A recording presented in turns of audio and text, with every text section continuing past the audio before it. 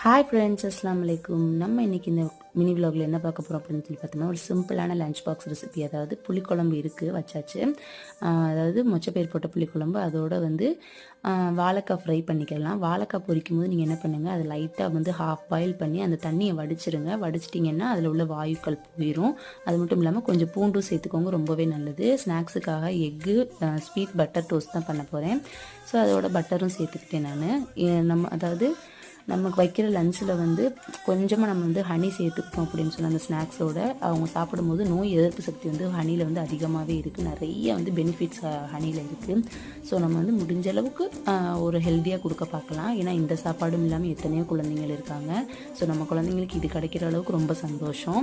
So இன்றைக்கி lunch recipe இதுதான். இந்த வீடியோ பிடிச்சிருந்துச்சுன்னா லைக் பண்ணுங்கள், சப்ஸ்கிரைப் பண்ணுங்கள், பெல் ஐக்கானை மறக்காமல் கிளிக் பண்ணுங்கள். இன்னொரு இன்ட்ரெஸ்டிங்கான வீடியோவில் பார்ப்போம். Thank you friends.